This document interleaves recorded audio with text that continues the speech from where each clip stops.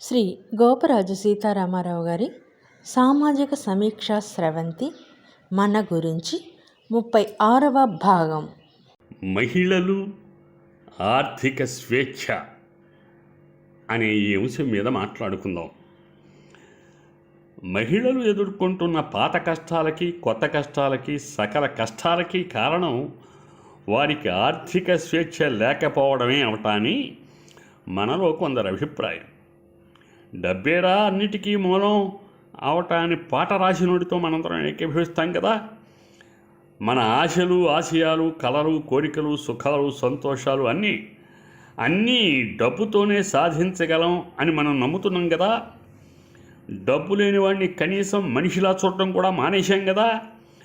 మనం డబ్బు వెనకాల పరిగెట్టడం మొదలెట్టి చాలా కాలం అయింది కదా.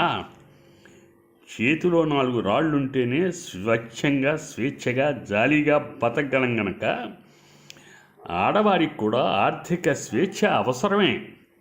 కానీ వివాహ వ్యవస్థని, భార్యాభర్తల సంబంధాలని కూడా డబ్బే శాసించడం న్యాయమా? పూర్వం ఉద్యోగం పురుష లక్షణం అన్నారు. ఉద్యోగమో, వ్యాపారమో, వ్యవసాయమో ఏదైనా మగ పురుషుడే చేసేవాడు. దాని ఫలసాయమో, ఆదాయమో మగాడి చేతికే వచ్చేది. కుటుంబ అవసరాలకి పోను మిగులు సొమ్ముతో మగమారాజు తన సరదాలు, కోరికలు తీర్చుకుంటూ జాలీగా బతికేవాడు. ఇంట్లో చాకరీ చేసే ఇల్లాళ్ళకి ముప్పొద్దులా తిండి పెట్టి ఈ ఏటా 2 ముతక చీరలు కొని పెడితే సరిపోయేది. పాపం పాతకాలం ఇల్లాళ్ళు కార్యేషు దాసిలా, శయనేషు రంభలా కెమ్మనకుండా బతికేసేవారు. మహిళలు కూడా మనుషులే అని, వారికి కూడా మగాళ్ళలాగే సరదాలు, కోరికలు, కలలు గట్రా ఉంటాయని గుర్తించేవారు కాదు.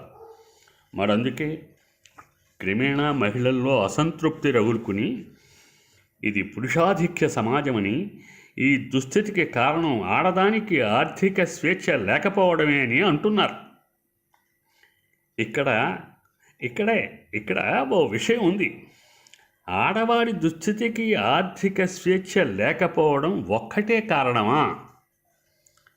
ప్రస్తుతానికి వస్తే ఉద్యోగం పేరుతో ఆర్థిక స్వేచ్ఛ సాధించిన యువతల గురించి ముచ్చటించుకుందాం. పూర్వకాలం నుండి ఆర్థిక స్వేచ్ఛ గల పురుషులు ఏ తప్పులు చేస్తున్నారో అవే తప్పులు ఇప్పుడు ఆర్థిక స్వేచ్ఛ సాధించిన ఆడపిల్లలు కూడా చేస్తున్నారు. ఏ తప్పులు చేయడం వల్ల మగవారి పట్ల మహిళలు ద్వేషభావం పెంచుకున్నారో అవే తప్పులు ఇప్పుడు ఆర్థిక స్వేచ్ఛ సాధించిన ఆడపిల్లలు చేస్తున్నారు. ఓ తమిళ టీవీ ఛానల్లో ఓ ప్రముఖుడు వివాహ వ్యవస్థ గురించి ఉపన్యసించాడు. ఆ ఉపన్యాసం అనేకసార్లు టీవీలో వచ్చింది. అందులో ఓ సంఘటన. అమ్మాయి పెళ్లి చూపులు. ఆ అమ్మాయి సాఫ్ట్వేర్ ఇంజనీర్. ఆమె పెళ్లి కొడుకుని విడిగా పిలిచి, చూడండి, నేను వర్జిన్ కాదు. ఉద్యోగం కాపాడుకోవడం కోసం మా కంపెనీ టీం మేనేజర్తో లైంగిక సంబంధం పెట్టుకోవడం తప్పనిసరి అయింది. పెళ్లి చేసుకున్నా అవన్నీ తప్పకపోవచ్చు. కనుక మీకు ఇష్టమైతేనే నన్ను పెళ్లి చేసుకోండి. నిజం చెప్పాను. తర్వాత ప్రాబ్లమ్స్ రాకూడదు కదా. నేను మాత్రం ఉద్యోగం వదులుకోను.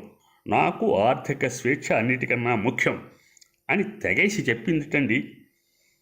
అదే ఛానల్లో ఓసారి ఐటీ రంగానికి సంబంధించిన సీఈఓలు వగైరా ఉన్నత శ్రేణి మగ ఉద్యోగులను ఓ 20 మందిని ఓ గ్రూపుగాను, ఆయా సంస్థల్లో పనిచేసే ఆడ ఉద్యోగుల్ని ఓ 20 మందిని ఓ గ్రూపుగాను కూర్చోబెట్టి మహిళా ఉద్యోగులు ఆర్థిక స్వేచ్ఛ కోసం శీలాన్ని పణంగా పెట్టవలసి రావడం నిజమా అనే అంశం మీద చర్చా కార్యక్రమం నిర్వహించారు. అప్పుడు ఓ మహిళా ఉద్యోగిని లేచి నిలబడి, ఈ వేదిక మీద ఉన్న మగ ఆఫీసర్లలో ఎవరైనా తన కింద పనిచేసే మహిళా ఉద్యోగిని తన లైంగిక వాంఛ తీర్చమని అడగని వారుంటే చేతులెత్తండి అని సవాల్ విసిరింది. చిత్రం, ఒక్కడు కూడా చేతులెత్తలేదు. దాంతో మహిళా ఉద్యోగులు, మేమెంత దయనీయ పరిస్థితుల్లో ఉద్యోగాలు చేస్తున్నామో గ్రహించండి, మా శీలానికి రక్షణ లేదు, అలా అని రాక వచ్చిన ఆర్థిక స్వేచ్ఛను వదులుకోవడానికి సిద్ధంగా లేము అంటూ వాపోయారు. ఇప్పుడు మన పాయింట్ ఏమిటంటే, ఆర్థిక స్వేచ్ఛ అనేది ఎంత అవసరమో అంత అనర్థదాయకం కూడా కదా. ముఖ్యంగా జీవితానుభవం లేని యుక్త వయస్సు పిల్లల్ని చెడు మార్గం వైపు మళ్లించేది డబ్బే కదా. అలాంటి డబ్బు కోసం మన ఆడపిల్లలు మన సంస్కృతికి, సాంప్రదాయానికి, వివాహ వ్యవస్థకి, అతి ముఖ్యమైన శీలాన్ని పణంగా పెట్టి సాధించే ఆర్థిక స్వేచ్ఛ అవసరమా? డబ్బు సంపాదన కోసం విదేశీ సంస్కృతిని అలవర్చుకోవడం మన మహిళలకు తగునా? దీని ప్రభావం మన భావి తరాల మీద ఎలా ఉంటుంది? మరి విదేశీయుల్ని సహితం ఆకర్షిస్తున్న మన సాంప్రదాయ వివాహ వ్యవస్థకి చెల్లుచీటీ ఇచ్చేయవలసిందేనా? వగైరా సందేహాలు రావడం సహజం. అబ్బే, అవన్నీ ఉత్తుత్తి భయాలే. అలాంటి చేతస్థాలు ఏం పెట్టుకోకండి. మహిళలకు ఆర్థిక స్వేచ్ఛ లభిస్తే దేశం ఎంతో అభివృద్ధి సాధిస్తుంది అవటాన్ని మన మేధావులు అంటున్నారు. అభివృద్ధి సరే, మరి మన నైతిక విలువల మాట ఏమిటి? ఈ సందర్భంగా ఫిడెల్ క్యాస్ట్రో అనే క్యూబా విప్లవ నాయకుడు చెప్పిన 2 మాటలు గుర్తు చేసుకుందాం. ఉన్నతమైన విలువ లేని జీవితాన్ని నాణ్యమైనదిగా మారుస్తాయి. ఉన్నతమైన